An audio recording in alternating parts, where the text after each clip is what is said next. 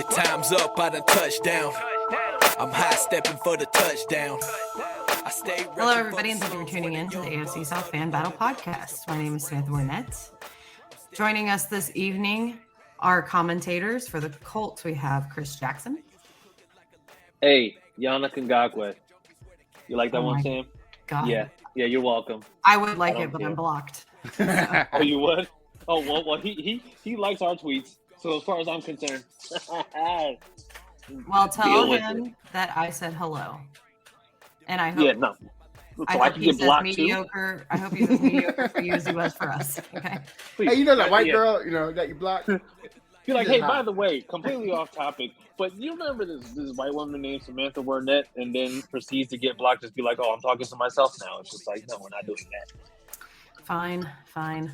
Well, representing the Texans, we have Matt Briggs.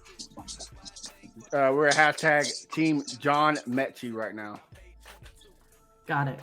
Representing the Titans, we have the one who confirmed his place of employment today, Agent Ha. Yeah. It's not good if you say it live, okay? Yeah, it doesn't count. These podcasts are monitored. If you check the bottom of the screen, there's John's new Twitter handle too, right there. Oh, you got a Twitter now too? No, it says John is too lame to have a social media. Oh. You should make that his social media account. It's against government policy, so Got it. And representing the Jaguars for the first time, we have a new commentator, not to be confused with the quarterback or the linebacker. Hey, don't be saying that. You're going to get people to not watch us. If you say it is the linebacker, people, come on. We have. I am whatever Josh Allen you think I am. Yeah, special guest Josh Allen. What's up? Which one? We don't know. Close your eyes and imagine. Yes, he can be whatever Josh Allen you want him to be. Yeah, whichever one gets you to buy me, free food and sodas and whatever. You want to give me free stuff because you think I'm that guy? Then I'm that guy. There you go. Cash App is Josh Allen. That's genius. You should do that. Imagine somebody. I gotta lose a few pounds. Imagine somebody's trying to say, wait, that is Josh Allen, but not the one from Buffalo. It's just like just imagine that being the process for ruling out. Yes, Josh Allen from Jacksonville. I'd try to pass for the good Josh Allen, not the one from Buffalo. So. Ooh, the good. But see, the way you do it is you go in a place where there's a waiting list and you're just writing your name down. Because once they see you, the gig is up, right? Like, because exactly. If I was passing for the Buffalo Josh Allen, I'm about 300 pounds. I'm a little overweight to be that guy. And then obviously there's hurdles in passing for the one here in Jacksonville. So we'll leave it at that. Theo White, we have a comment from the group already. Theo White says, "What's up, Josh Duval?" Yeah, Duval, baby. I'm gonna have sound drops, by the way. I didn't have time to get that one in, but that's the thing I'm gonna bring to this podcast. So it'll be many sound drops, both for the Jaguars and making fun of the rest of. Oh well, good. Then you're gonna bring. You're telling us you're gonna bring consistency. Yeah. Consistency to this podcast. That's what we like. Yep. And I started off by not accomplishing it, so that may be the consistency that you get. Nice. Well, John Hall, you've been rather quiet, old Negatron over here. You know the people want to hear from you. We haven't seen you on here in a while. It's been a minute. What's been going on, buddy? My mom's really good friends with Zach Wilson's mom, so that we've been dealing with some news. Oh, stepbrother going on, huh? You got your sword on by Randy Jackson ready? So? I'm sorry, Chris Jackson, but Matt Ryan's no longer my favorite player. It's Zach Wilson now. hey, listen, Zach Wilson has cemented himself as an off-season legend. So as far as I'm concerned, Hall of Famer I'm completely already. okay with that. Well, guys, let's get into some NFL news. God, there will be one day where we won't have to talk about this anymore. You're lying. Yeah, that's true. So just before the show went live, about an hour before we went live to air this, the NFLPA released a statement. It was very cryptic. Well, you got to do the backdrop too. They said that they were going to release the verdict of the Sue Robinson on Watson tomorrow at 8 a.m. Which is the NFL. Right.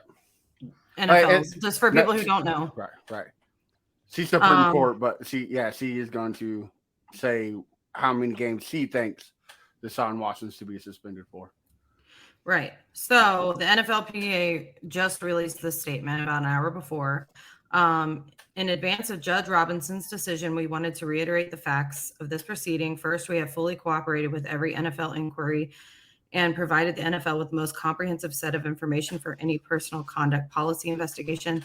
A former federal judge appointed jointly by the NFLPA and NFL held a full and fair hearing, has read thousands of pages of investigative documents, and reviewed arguments from both sides impartially. See, but I don't like some of these words. I don't know. Too big? No, no, not because of that, but because they're a lot of $5 words in there for Sam. It's just it's very it's not black and white. You can take this either way, right? Every player, owner, business partner, and stakeholder deserves to know that our process is legitimate and will not be tarnished based on the whims of the league office. This is why, regardless of her decision, Deshaun and the NFLPA will stand by her ruling, and we will call on the NFL to do the same. So a lot of people are taking that as they are coming out and saying, like, he's not 4 to 6. Yeah, 4 to 6 games is what they're calling. Yeah, that he's not going to get hit with that many games and this and that. I kind of take it as it could go either way. And all except for that whims of the league office. That's where the statement turns, right? The first part of it, you can sort of twist it either way, but when they get into that, it makes you think that makes me think anyway that the arbitration ruling is going to be not as much as the NFL wants to smack him around for in terms of suspension, and the NFLPA is gearing up to say, we believe that the process was good, therefore NFL, you shouldn't not do whatever the lady says. Well, wouldn't this be funny? Like they have been for Deshaun Watson, which that's their job, but they've been for him for getting 4 to 6 this whole time. But wouldn't it be funny tomorrow, Sue Robinson would be like, yeah, I think he should be suspended for 2 years. Wouldn't that be hilarious? Now that would be great. Right. I mean, so that's what I mean, though. I kind of take this either way, right? It's either like they're going to go ahead and say, like, NFL, do what she says, or like at the same time, we're going to agree with it and respect it. So it can go kind of either way, right? I guess it depends on where the NFLPA stands with Watson, right? My assumption is that they're backing Watson and they're advocating for him to not get hit with a stiff penalty. Well, maybe he's done something, they're a union like any other union. Well, they already They already came out and said if it's a year and more that they're going to appeal it. Okay. Yeah, then I mean, yeah. That's going to go well. Yeah. So, yeah. I mean, listen, I took a lot of flack for this, What's Calvin Ridley's suspension? 1 year. Right. So somebody brought that up, and that was the betting, right? So somebody brought up like that as a comparison, but there's a difference. Like if you're looking at like checks and balances, right? Where this is like alleged, not that I'm saying that, I mean, come on, all these women come out and say the same thing. It's clear that it happened. Right. But you're looking at somebody who admitted it, who took the fault and, whatever, and owned their stuff versus somebody fighting it and you have no tangible proof. And at the end of the day, I really wish that those women that had the most evidence would have gone with a different attorney who could have fought for them, because I feel like Busby was just trying to stack clients so he could stack money and get clout and all this stuff, and it really did them an injustice. It didn't get them justice. That's just my opinion on the matter. Well, I mean, from the beginning with him, it looked like it was an attention grab. Like, regardless of whether your intentions are actually like if they're in the best interest of your clients, or you're just trying to get your time on TV, it's just like it's different because it's been so up and down. It's been to, oh yeah, we're up to 22, but then we have one of the people, they just like they posted the text messages showing that she asked for him to do it again, even though she said that, oh, well, he violated my rights and this, that, and the other. And it's just been so up and down to the point where it's just go ahead and drop a punishment so that we can just get through this, because at this point, it's just like, it's a shit show. Can we just agree that massages are weird and no one should get one, and then no one will ever be in this situation ever again? Like, they're just weird. Like, let's just stop doing massages. No, you don't have to do that. You just can't. Don't go to Instagram models. Like, go to a professional. Like, why are you hitting up Instagram models? You know what I mean? But like, I agree with you, Chris. I think the beginning he was for the woman, but when they settled, he went after the Texans. Now he's going after the NFL. Like, who else are you gonna go after? Fox Sports, because they have Deshaun Watson on their intro. Like, who else are you going after now? Like, move on. Like, you got paid. Quit trying to get more. I mean, you're making these women look like fools. But some women want it, you know. But to refute Josh's point, first off, whatever Deshaun likes, whether it be butthole pleasures or whatever, he's not going to ruin massages for me, because I know that I don't want any of what he's asking for in that. Like, no, absolutely not. I'm just so tired of hearing about Deshaun Watson and his weirdo massages. I covered the Texans. I'm with you, bro. Like, I'm done with it. Yeah, and that's, I mean, we've been talking about it now. This is like a year and a half. Right. We've been talking about this forever, and it's gotten to the point now where I used to think it was funny because 2 seasons ago, we used to talk about Antonio Brown all the time, but this has lasted way longer than Antonio Brown at this point. Like, and that he does way more crazier, like consistently crazy stuff. This is one person doing. Antonio Brown was a maniac, so let's just get that out the way. Yeah. Now he's a rapper. Deshaun's just a freak. But also we got to also think about Ben Roethlisberger, regardless if you like him or not. Right. Whatever you think about it. Same thing. No evidence, no trial, settled out of court. He got 6 games. We're in a totally different era. He had 2 people. This guy has 26, about to be 30 people against him. Well, and who was the guy that slapped the girl in the elevator too? That played Ray Rice. Yeah, Ray Rice. Right. I think the league's going to come and try to just obliterate Watson. Well, Kareem Hunt got suspended for a year too. Yeah. Well, he should. I mean, it's a different era. You got the Me Too. You got the women's rights. The league is under a lot more social pressure to hammer down. 33% of your new fans are women. So, like, if you don't punish this man, what kind of example are you setting? Oh, yes. Plus, I'm a little biased because I want the Browns to suck with Jacoby Brissett. So, I mean, I got. I don't always got to hate on Jacoby Brissett. Because he sucks and he's going to give me a top 5 pick. No, I thought that was the Colts' best quarterback. Quit talking shit. Oh, who the fuck said that? Who the fuck said that? Like, me. I said that. No, you said that. I'm sure Harish has said it somewhere along the way. Probably. Yeah, no, absolutely not. That's one thing that we can't agree on. No, John. He never said that. He said he wanted Sam Darnold to be his quarterback. Oh, that's right. He still will defend it too. Yes. We got a comment saying Rice was on camera beating that woman. They have no footage of watching. Yeah, but here's the other thing too, is that like when it comes to like circumstantial evidence is used to convict, like in terms of a legal system, like you don't have to catch somebody on camera to convict of a crime. You can have circumstantial evidence and still convict a person of a crime. So, and this is also not a legal case anymore. This is really more of like the league deciding what they're going to do. It's still a civil it's not case even. You still got four. Well, no, that's it. Yeah, no, but I'm talking about what the league's punishment's going to be. This is the league deciding whether what he's guilty of in terms of breaking their code of conduct. Right. And whether or not they think they have enough circumstantial evidence. And Roger Goodell has the right to suspend him for however long he wants. He has the right to kick him out of the league. He has the right to do all of that stuff. This is all the stuff that we learned about during Deflategate because the NFLPA was terrible with their arbitrations in 2011 at the lockout. And they gave Roger Goodell a carte blanche to do whatever he wants in terms of punishments. Boo. Yeah. But you know what? It's also a little bit tougher to kind of say that, oh, yeah, they're going to absolutely drop it because, I mean, in the court of public opinion, I don't think anybody really knows anything other than they say that he should be suspended. I mean, we've been up to 22 women. We've been up to 22 women. You got stupid Texans fans saying that this man is God still. So we don't need to talk about bottom line. Yeah, bottom line. He put himself in situations where even if he didn't do these things, he acted in a way where he was in situations and he was around people You know, you could argue that he had no business being, multimillionaire, superstar in the NFL, could have gone to any professional in the world. He could have called the team and said, hey, Texans, I need a massage, every Tuesday and Thursday at 3 p.m. I guarantee they would have made it happen. Why wouldn't they?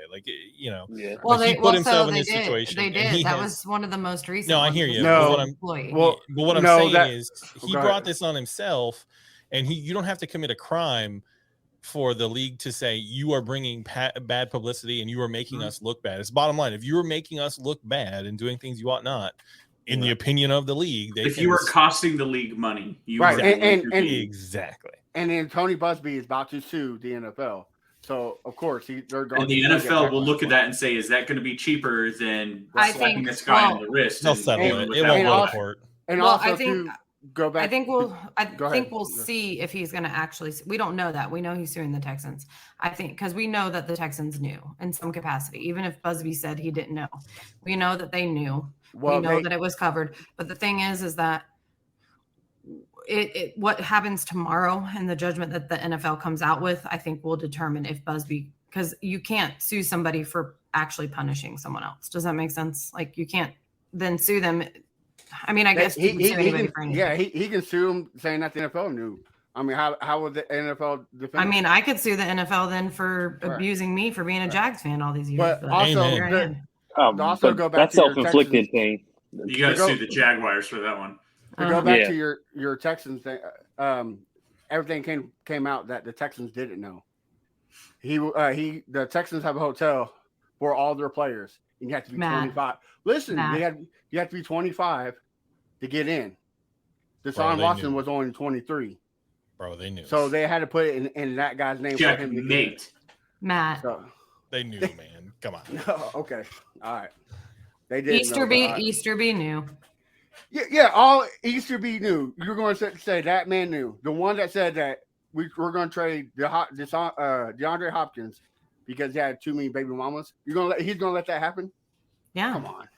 Come on. Do you think the Browns put a clause in Watson's contract? Nope. To say that he can't go off and get his own massages? I think they put like a chastity belt on him. So if you hear some clanging when he's running out during training camp, with all the fuss over Kyler Murray's, you got to do 4 hours of film study clause in his contract this week. It made me think of that. I was like, I wonder if the Browns. That's crazy. Well, I'll wrap it up to say this: who would have thought that this is how we would see Deshaun Watson in orange?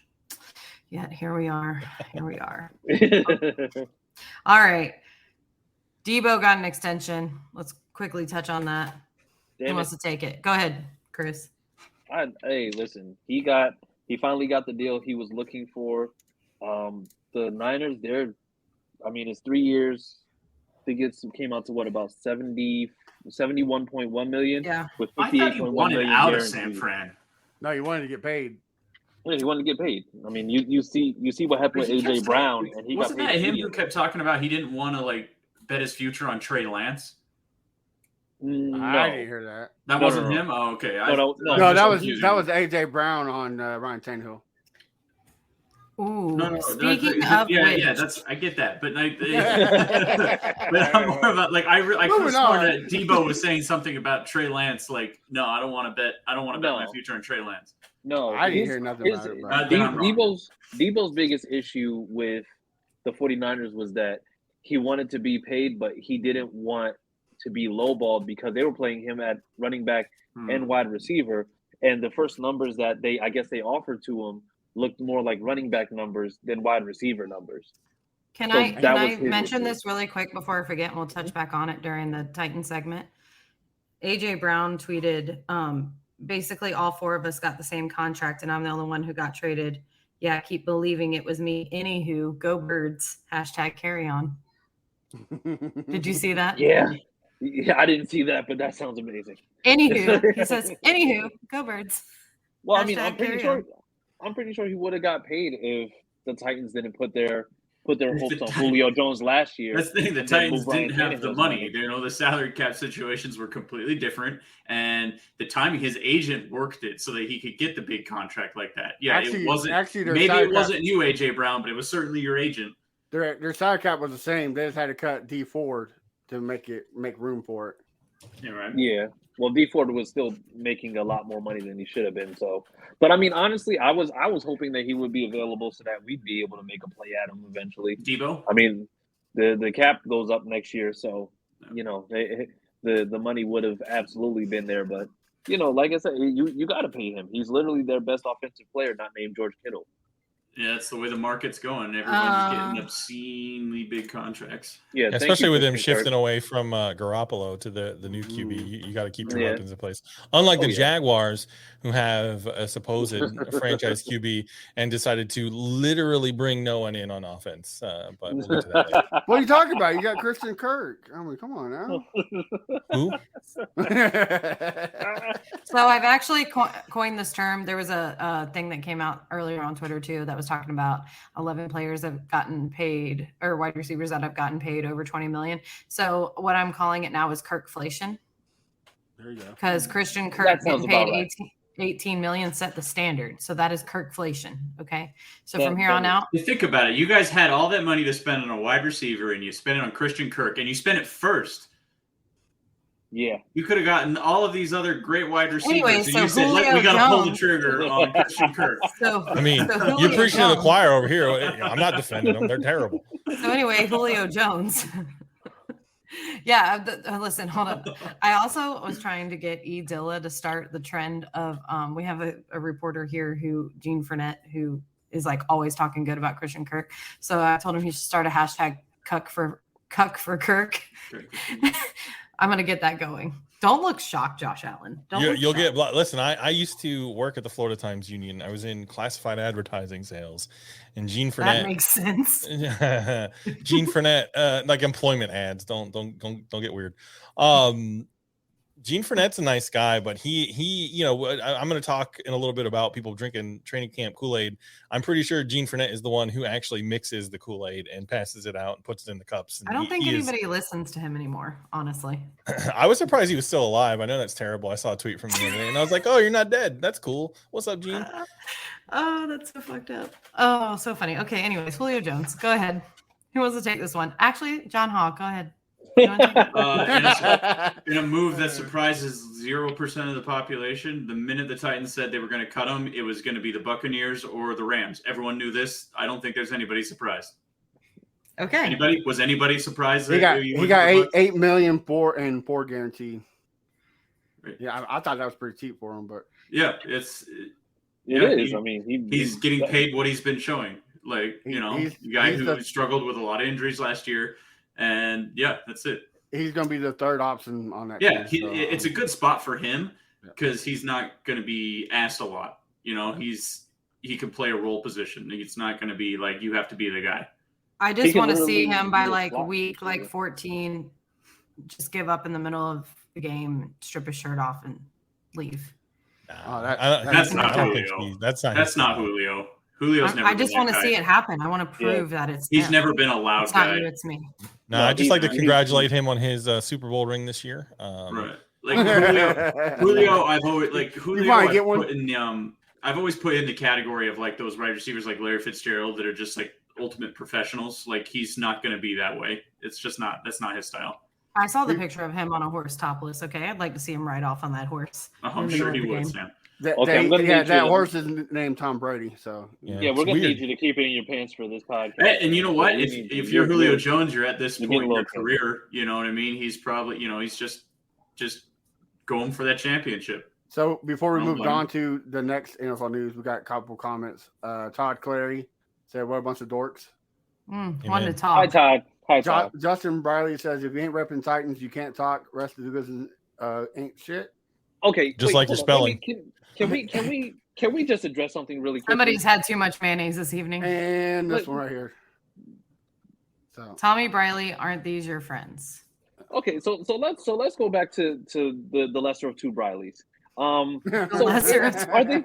So like, and the thing is, John Ha, I know this is a fan battle, and you know what? We're going to just address some things because weren't the Titans fan base the same people who are trying to prove every other fan base wrong about Trey Burks' terrible conditioning by reposting a video of him making a diving incompletion? Like, are we like what are we doing here? Like, what are we doing here? Why are we happy that this man put forth all that effort just for the ball to hit the ground anyway? We should say that for the Titans commentating for the part because that's going to be a whole subject. I am, and you know what? I like John. Are you suggesting that the Titans fans are hypocrites? No. Are you making that sort of a implication? When you say it like that, how could you? When you say my bad. You know what? I'm going to save that for you, John, because I like your objectivity about your team. You're not one of these. But here's the thing. You don't take a spoonful of mayonnaise and then right. But here's the thing. Say, oh yeah, we're going for the top. Like you, I like you, John, as a Titans fan. The rest of your fan base, though, weirdos. Okay, but here's the thing: is that I see how it is, Tommy Bryan. Okay, but here's the thing: is that yes, the Titans fans are very. And it's not exclusive to Titans fans. You notice this with all fan groups. You probably do it yourself to a certain degree. Where when you're in behind closed doors and you're talking about your own team to yourselves, you're a little bit more critical. You're a little bit more like, this is stupid. I don't like this. I don't like this. I don't like this. But then when somebody outside wants to insult your team, you start getting a little bit more defensive and you start getting a little bit, no. And you start backing them up. And that's just the way fans are. I just don't like to play those games. Well, I like to just talk about what I see. Since we're talking about fans with special needs, don't we have the last one? Oh, yes. Todd Cleary already commented. Yes. And Justin Briley keeps commenting that these are Jags fans. I would just like to clarify for those watching and listening live that Matt Briggs is a Texans. This is the AFC South fan battle. I know this is hard for the Titans to understand, and so I'll break it down. So this is the AFC South fan battle. So we have a host who's me, and I'm non-biased. Okay, I am non-biased. And we have a Texans commentator, a Colts commentator, a Jaguars commentator, and a Titans commentator. So if you want to mute it in between, you're more than welcome to. And we'll just let you know when John Haw is going to speak. But to be honest, you're probably not going to like what John Haw has to say about his team either, because he's the only honest Titans commentator. Look, I understand that it's fan battle, and the premise is I'm supposed to fight you guys and talk to you guys like, screw you, your team sucks. And I'm supposed to just use emotion, and I'm not supposed to use my brain. I'm supposed to be like Skip Bayless and just say stupid stuff just to get attention. But You know what? I'm just not going to be that way. And if that's not what you want, Sam or Matt or I don't care. We like having you. I appreciate having you. I love it. You are my favorite Titans commentator. I just think a lot of the Titans fans have pent-up rage over the fact that they've been exposed as mayonnaise eaters, and their team designed jerseys that looked like Hellman's mayonnaise logos. Go back and look at not their current one, but the one before. I'll bring the next time I'm on the show. I'll bring you a picture. I did a side-by-side comparison of a jar of Hellman's mayonnaise and. Also, do we need to talk about old uniforms? Jaguars, come on. The whole old uniforms looking terrible. Listen. There's nothing you can say. Give me that helmet that had the faded gold in the back, baby. No, don't even Cat Williams. Was beautiful. I will die on that hill. That helmet. Did you ever see it in person? That helmet was amazing.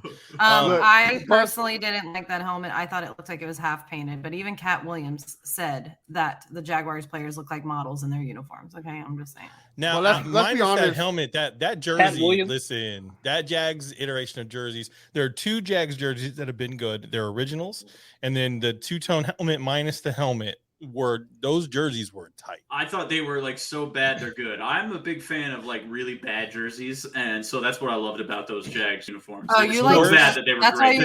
The solid gold ones. Oh, yeah, I love it. They're so great. Rush. Yeah, I want the color rush for color rush. I need to collect that. Oh, I want one of those. But let's be honest, the AFC South and all sucks. So I mean, but no uniforms in the division are worse than the Texans pajamas. No, the Letterman pajamas. No, look, the Titans put stupid sword blades as shoulder pads. What are you talking about? What are they thinking?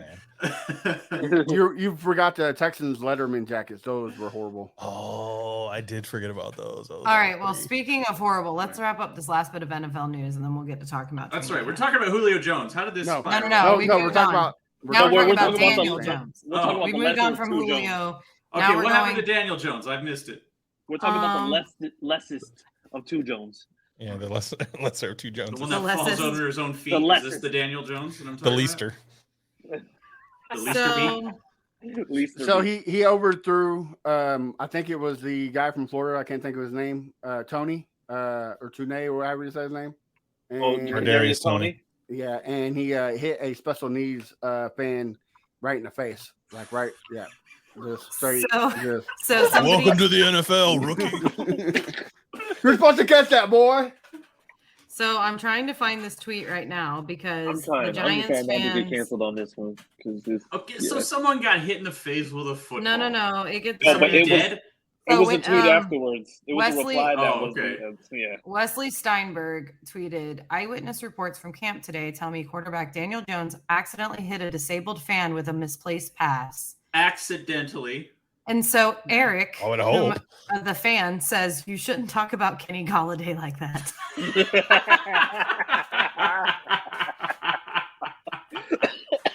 That man is a goat. I don't care what they say. Eric, whoever you are, thank you for the comment. That's ridiculous. Daniel Jones would never hit a Giants receiver. See, this is why you need a Twitter, John Ha. That could have been your response. That's a good one. Ha for Twitter. One day we'll do it. You created a Twitter account for me. Why aren't you tweeting it? This is breaking news. With his hands, that fan has been signed to a 3-year contract worth $80 million. That's right. All right. Well, listen, let's talk training camp. That's the reason why we're here. We're going to start with the Colts. Chris Jackson, give us a quick, listen, it's the glory of training camp. Everything is great. Everything is awful. None of us are really going to know, but give us some just quick recap. How the training camp's going. You got any injuries? What's going on? No injuries as of right now. I think Darius Leonard is the only one that's currently on the PUP list. He's still recovering from the surgery that he had on his back that was supposed to correct everything with his ankle and everything else. The biggest takeaway right now is really just with Matt Ryan. The offense, he's bringing a leadership that we haven't seen in a long time. And also on offensively, he's doing a lot more than what we've seen, what we saw in the last year. He's hitting people all over. Well, not hitting people like Daniel Jones, but he's hitting receivers all over the field. He's not afraid to, take the checkdowns. I mean, it's just like he's had great passes and catches to all wide receivers, to Nyheim Hines, all our tight ends. Like everybody is really just clicking. And like I said, it's refreshing coming from how we saw with Carson Wentz last year because, that was more so a reconstruction project, whereas Matt Ryan is just coming in and he's taking control of the offense from day one. So, I mean, he's looking good. Alec Pierce is going to do work this year. So, anybody else think this sounds familiar with Carson Wentz from the year before? Well, here's where it's different, is that like Carson Wentz last year had a propensity to try to play hero ball and had disastrous results. Matt Ryan, which you guys all know I've followed for a very long time. Yeah, John, your commentary on Matt Ryan doesn't count because you freaking love. We're going to mute your mic real quick. No, I'm completely Hear me out. fine.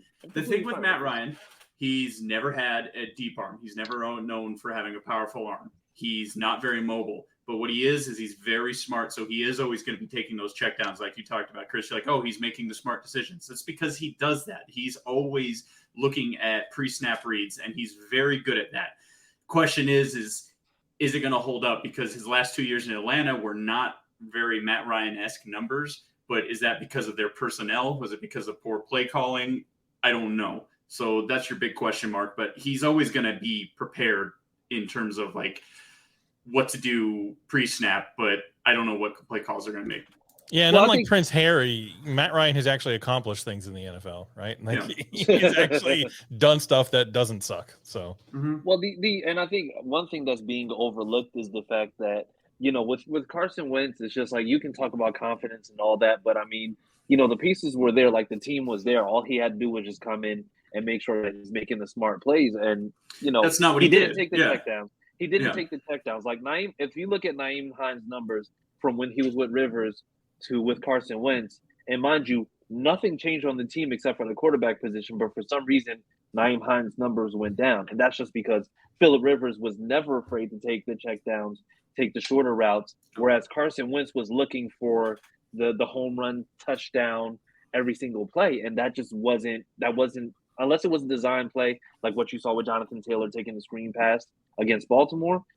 Unless it's a design play, he's looking 50 yards downfield on every single play, and that was to the detriment of our offense. And you could see him get rattled in games too, you could see, and the Matty Ice, they call him Matty Ice because he doesn't he doesn't, and that's the same thing with Phillip Rivers. Phillip Rivers, he didn't panic in games; he was always in control of what was happening, even when they were losing. And Matt Ryan has that same quality. So really, the question is, has age caught up to Matt Ryan's physical ability to successfully throw the kind of passes he's always been able to throw? And I think that time catches everybody except Tom Brady, apparently, who sold his soul to the devil. Yeah.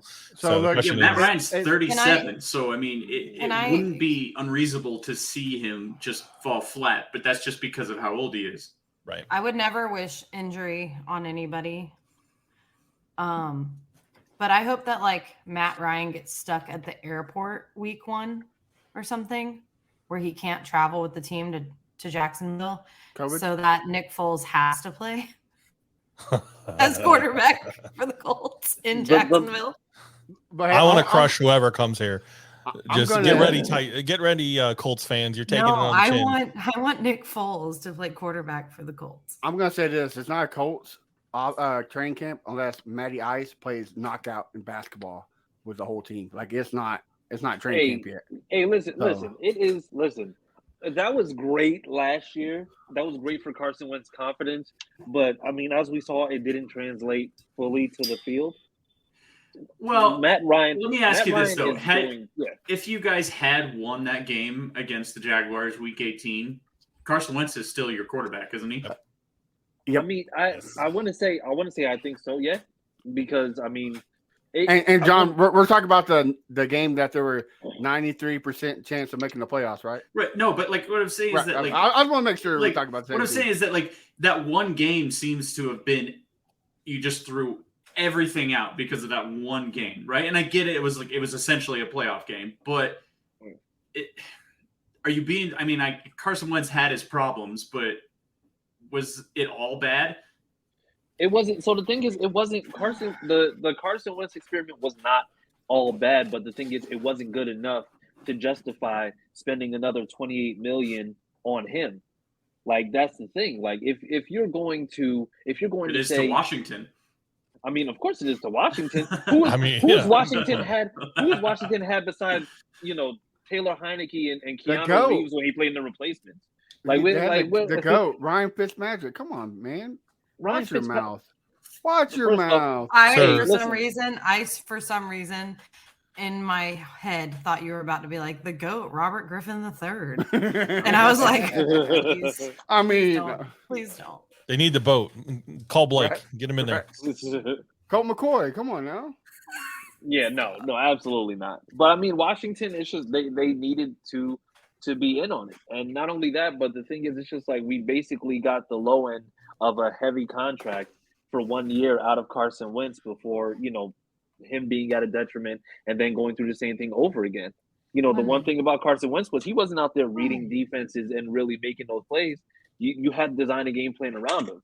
Now you have somebody who's a professional who can make those reads on his own, who's playing with a team that's, I'm going to say, fundamentally better on every single level offensively than what he was dealing with in Atlanta, at least in the last, 2-3 years.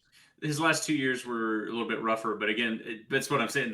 My question mark was that, is it because of his personnel that he had the last 2 years in Atlanta, or is it his numbers actually weren't that terrible? They were pretty. They weren't terrible. No, like I said, but they weren't Matt Ryan numbers. Yeah. He didn't have. Well, and not only that, but the thing is, I mean, even last year, name a wide receiver outside of Calvin Ridley for me. Well, and that's the thing. Calvin Ridley quit midseason. I mean, Kyle Pitts really got the lion's share of the receptions, and it was basically off of slant routes. That was really all that Matt Ryan had. And so last year, I just I chalk it up that way. But he also made some mistakes, but I can't help but blame the play calling on him. Well, everybody, we thank you for tuning in to the Matt Ryan podcast. Absolutely. No problem. That's right. I got to be honest. Glad we could go over that. Thank you. Much appreciated. I thought you were like, oh damn, Sam's done. She's done with this conversation. Good night, guys. Bye. That's enough. That's enough, Matt Ryan, for the night. I'm just signing off. Right. Fuck you guys. I'm out.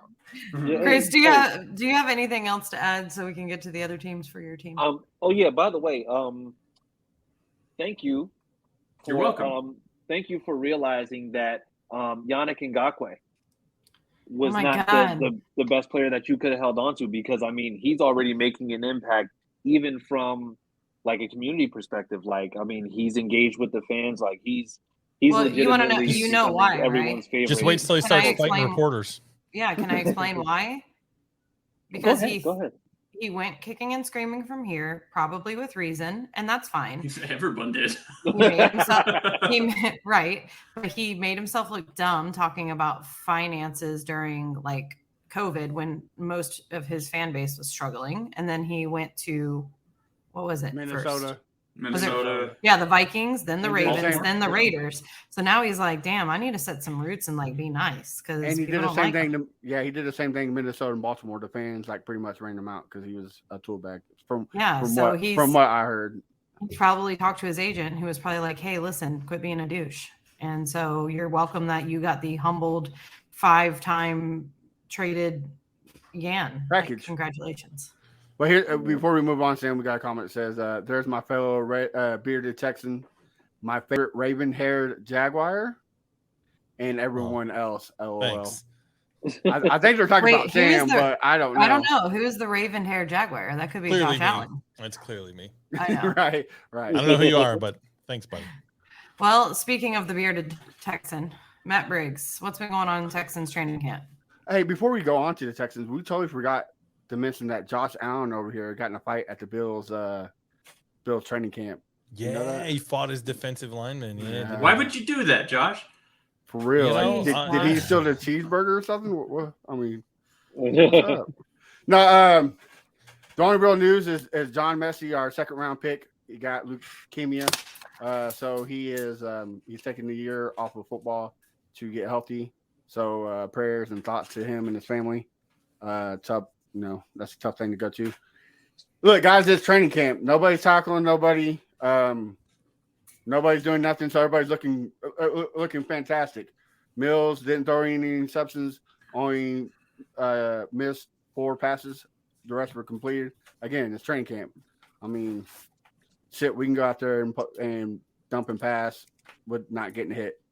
So, but for what it's worth, they look good. They look decent. Mills looks good. The running game actually looks like a running game. Until they put the pads on and start tackling, there's really can't say nothing. So that's the Texan for you.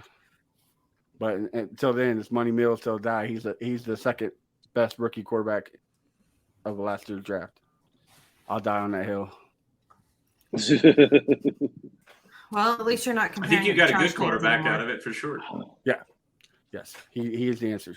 Hey, all the Titans fans can Surprisingly the answer. All the Titans fans can say that the Texans have no room to talk, but we do because didn't we split with you guys?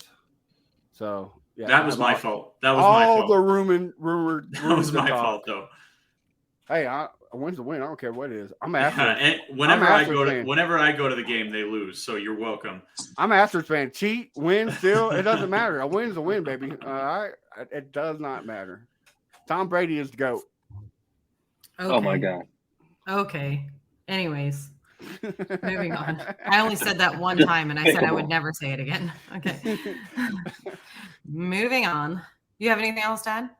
No, it's training camp. I mean, nobody's actually, I mean, yeah, everybody looks good. I'm glad, but I guess Lovie Smith is making everybody vote for team captain, and Lovie Smith, of course, voted Davis Mills. I mean, you're a dumb head coach. What? The quarterback was named the captain?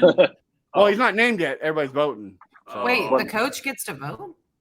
I mean, I guess. What kind of democracy is that? It's not a dictatorship. That sounds like shimshammery. Hey, anything's better than David Coley and Tim Kelly. So, sir, I'll appreciate it if your organization lets my organization be the inept one. All right, I need my bad. decisions. My bad. I'm sorry. Between the Jaguars and the Texans, that's a hefty battle right now of who's the most inept. To be continued. We'll find out. It's still the Jaguars. Oh, okay. Okay, maybe. Speak for yourself. I mean, Bill O'Brien traded your best player for. But did he kick his kicker? I'm sorry. That's a good transition. I think we're going to Sam, the Jags I can't next, hear you. right? Sam, are you there? Let's take a moment. Let's take a there, moment Sam? just to curse the name of Urban Meyer. Josh, you mean finger popping Urban Meyer? Urban Good Time Meyer. He ruined my favorite college football program, and now he added to the misery that is the Jacksonville Jaguars. He ruined Josh Lambo, one of my favorite kickers, and this just goes to show you how bad the Jaguars have been historically. Many of my favorite players of all time in the franchise have been kickers. That's what I've always said about Josh Scobie, you got all kinds of you got people that have, it's just terrible. But Josh Lambo, he had a great personality. He really bought into the whole Titans fans eat mayonnaise shtick that we do. And Urban Meyer ruined him to the point where we have no kicker now. And our big training camp news is whatever jabroni we brought in, I don't even know the guy's name, to kick this year, was kicking balls so far away from the uprights that he was whacking reporters with the balls, and just knocking people. Could be people. worse. That's Daniel Jones. Yeah, right. So we had to bring in a new kicker already. But if you look at Jaguars, at least Jaguars Facebook groups now, we're going to the Super Bowl, guys. It's a dynasty now. Even though we have no receivers and they continue to drop passes, and it's just wild. No one has died. There's been no big injuries. So at this point it's sort of the same thing. There's not any big news other than the Jaguars are losers till they aren't, and all the Jags fans that I know get mad at me when I say that, but facts are facts. And there's actually huge news this week, Josh Allen. Trevor Lawrence is getting divorced. No. Did he get a haircut? No. Trevor Lawrence get a haircut? He should never divorce that woman. That is a beautiful. All because of that chopping block. I'm telling you, that's the whole reason why. No, I'm still mad at you. What news did I miss? What did I miss? Not we. I'm the non-biased host. I'm sorry. The Jaguars are inducting their first ever Hall of Famer on Thursday. Oh yeah, that is this week, isn't it? Yeah. So Tony Baselli. And can we just talk? Listen, I love Big Bo, right? As Dan Hicken says around here, number 71 in your playbook, number 1 in our hearts. But can we just talk about how stupid it is that Fred Taylor is not in the Hall of Fame? Also, put my man Fred Taylor in the Hall of Fame. It's just dumb. I'm happy for Tony Baselli. And big shout out to Bruce Smith. He is still mad online. I don't know if you've seen that whole saga where he was protesting Baselli going into the Hall of Fame over, he said it's just because Baselli beat him up in a couple games. But that's not true. I mean, I'm happy for Baselli. That's probably the only shining moment we're going to have this season. Quick question for you, Josh. So obviously you pick Fred Taylor over Baselli. What about Jimmy Smith? Did you pick him over him? It's not about over. It's that if you look at that team, like there are three names that pop out as just probably some of the best players we've ever had, if not the best.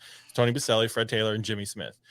Jimmy Smith and Brunell's not a Hall of Famer. Brunell's good. But I'm just sorry. I thinking like the best players you've had, right? Yeah, Brunell's up there. Brunell, he was sort of Doug Flutie-esque, right? Like not the biggest guy, not the strongest arm, but he can make plays and But just as far as like there are 3 players that, in my opinion, should be in the Hall of Fame, and it's Baselli. Yeah, well, McCardell. I don't think McCardell had. If you look at McCardell's numbers, he doesn't have Hall of Fame numbers. He just broke Sam's heart. He just broke your heart. That was my I love Keenan McCardell. Listen, I love Keenan McCardell, but if you're just talking about are there any other candidates from the Jags that could get into the Hall of Fame, it's clearly Baselli, it's Taylor, and Jimmy Smith. Now, Jimmy Maurice Smith, Jones-Drew, maybe. Mojo's not Hall of Fame. I love Mojo. I like Maurice. No. He died off hard. I'm just throwing out. Throwing out possibilities. Yeah, Mojo's numbers died off hard. Maurice Jones-Drew like most running backs. Listen, Maurice Jones-Drew also said today that Derek Carr is a better quarterback than Russell Wilson. He is. He's not right now. He is.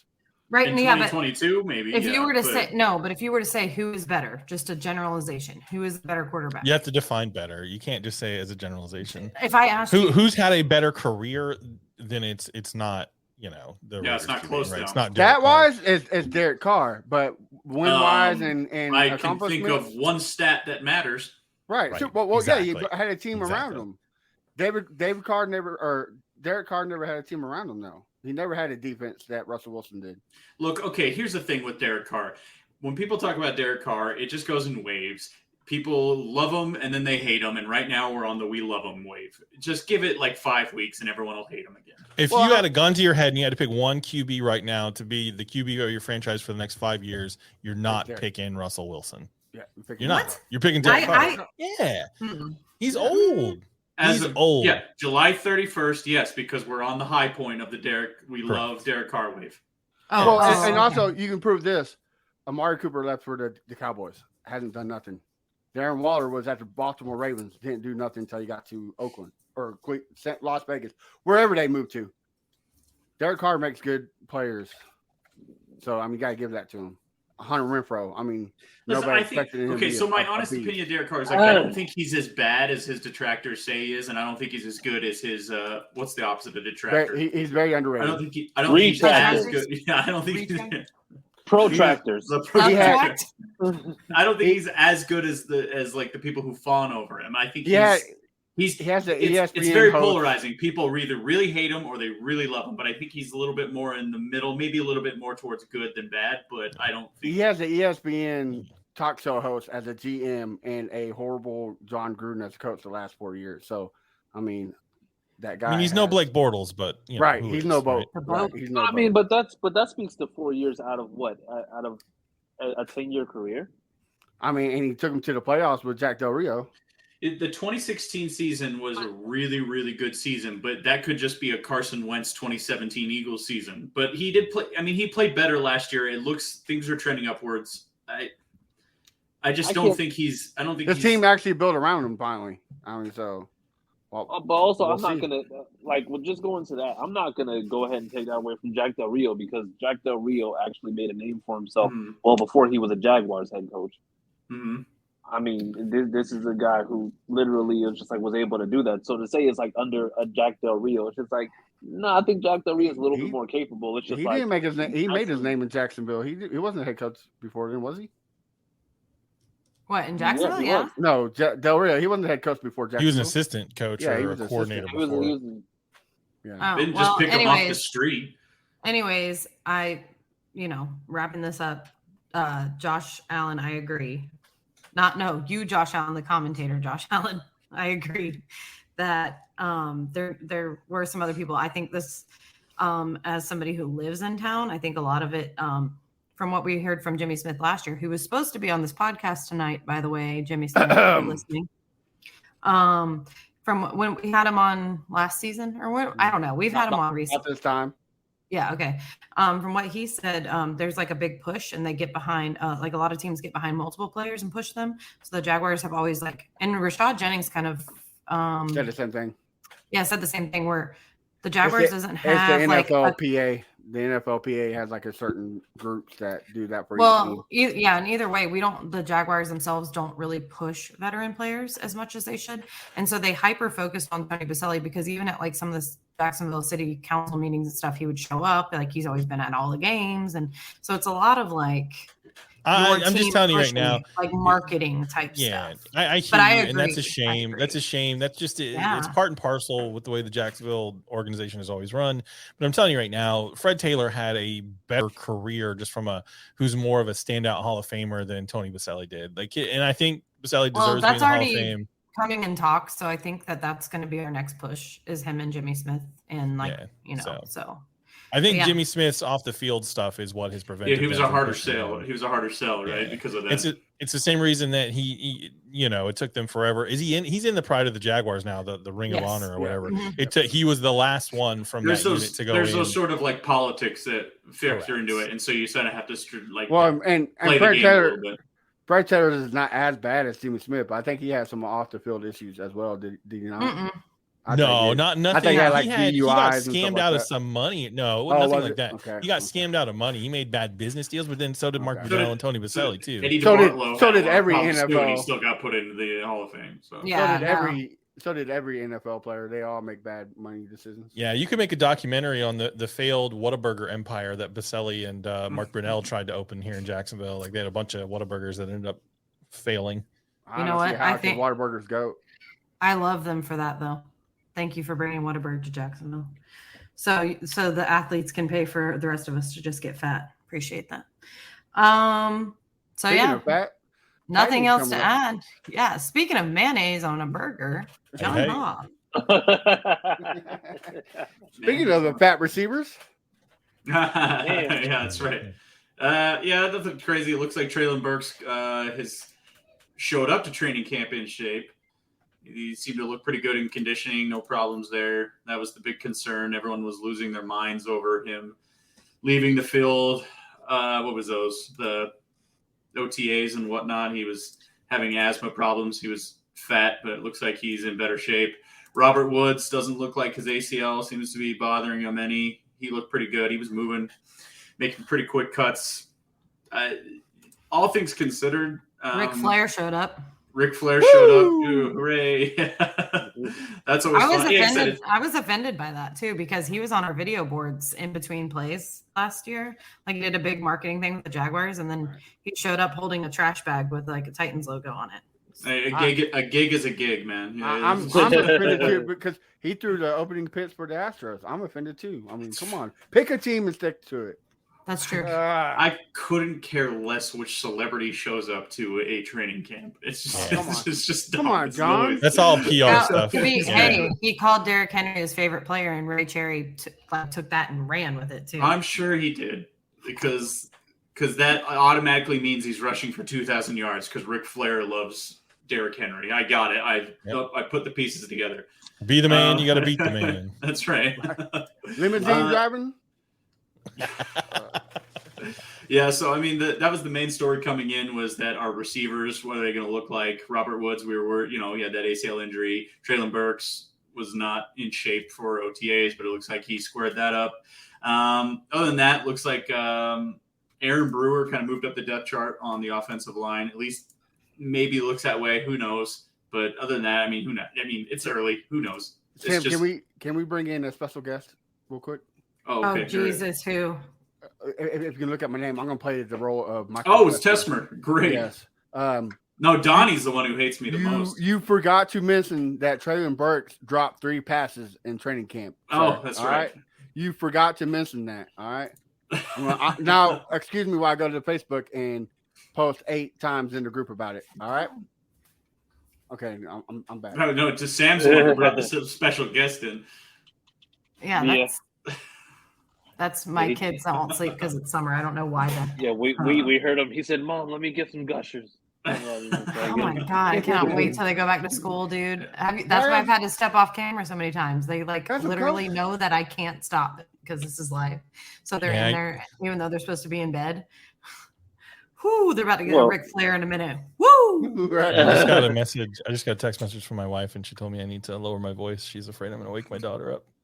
Not because it's a problem for her, but just because I get stressed out when the child doesn't go to bed. So it's the same sort of. It's like, can you please just go to sleep? Come be here. All right, I'll keep my voice down. No, not you guys. They can't. You guys are in the headphones. Just my big mouth. I was about to yell, but then I realized. But yeah, Titans didn't have much. We didn't really have a whole lot. Buster Screen retired. That's about it. I know what I talked about. He retired. I think he got picked up by somebody else. No, he was retired. I already missed it. Yeah, last I heard, they said he was retired, so I didn't follow anything further. So they opened up training camp saying, "Yep, he's retired." So there we go. Well, if that's it, yeah, training camp. We're still going to continue on. Preseason starting this week. Football is back. About damn time. Is back. What's the Hall of Fame game? It's Thursday. Well, no, but who is it? It's the Jaguars. Jaguars and the Raiders. Right, okay. Is it this Thursday? Yeah. Mm-hmm. Yeah, it's August 4th. Damn. I know it's starting this week. I'm so excited. I thought we had like a week or so. We need to get on our fantasy league quick. And I just love the fact that the whole fan base of the entire league has to watch the same garbage that I've been subjected to for 25 years. There's no other game on, folks. Guess what? You want to watch football? You haven't seen it in months. You got to watch. Is anybody going to play? Anybody meaningful going to play? So yeah, I would doubt it. That seems to be the new trend now too. Like nobody plays. Even honestly, fourth week of preseason, no one plays. If Well, we it's only see 3 games now, if we but see Jaguars and Raiders backups, I'm pretty sure it's going to be better than watching the start. I guarantee, because it's going to be the first game, right? And they're going to have a bunch of people tuning in because it's the first game of the season. Although it's preseason, the first few snaps are going to be Trevor Lawrence, and you know what I mean. They'll be Just out 'cause there for a abused. drive, but other than that, Yeah. I mean, Yeah, they're going to play a few snaps, and then they'll end up swapping out to. Everybody's going to watch for the first half, and then in the first half, the ratings are going to go. Oh, yeah, this is what happens every time preseason comes around. I get excited, and then the game starts, and I go, "Oh yeah, this is why I hate preseason games because they're dumb and boring." And I'm nobody watches preseason until the third game. I forget every year. The only thing I'm looking forward to a little bit is Travis Etienne. We'll see what he's. Yes, finally. That's right. He's back. That's everybody's ranting and raving about him in training camp. You know, he's gonna be. Yeah, over literally, he's had one play, and everyone's like, "Oh, he's the greatest." Same for Damian Pierce. He did one thing. Yeah, we had the same thing. Damian Pierce ran a 76-yard touchdown with nobody touching him.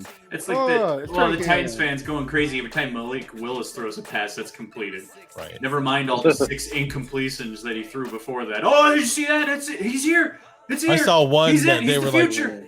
I saw one where they were like, "Oh, Malik's dropping dimes," and it was the most wobbly duck of a pass I've ever seen. Yeah, real dime, yeah. Well, I mean, you're also talking to a fan base that really didn't start watching football until like 5 years ago. So, true. Yeah. Well, next week, Matt, who we got Trey Smith coming on, Jimmy Smith's son, Jimmy Smith III. Sorry. Coming on. So he actually signed with the Jaguars, and obviously the Jaguars don't need any running backs right now, so he's playing in another league. So he's going to talk to us about that, as well as who else? Leonard Firestone. He is a famous TikToker with over 1 million followers, or whatever you want to say it. But sadly, he's a Titans fan, so he is excited to come on and talk trash. I'm sure he is. I'm so excited to have him on.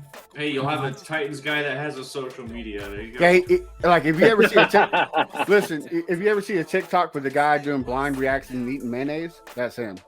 So, yeah, wonderful. Yeah, sounds about right. Wonderful. Well, guys, we thank you for tuning in this evening. Make sure you check out Prize Picks. You can win easy money. It's very similar to DraftKings, but better. Similar, but better. And if you do sign up, you can receive $100 when you deposit money. Use the code FBSN. That's for Fan Battle Sports Network. And we thank you guys for tuning in, and we will see you next week. Bye. Peace out.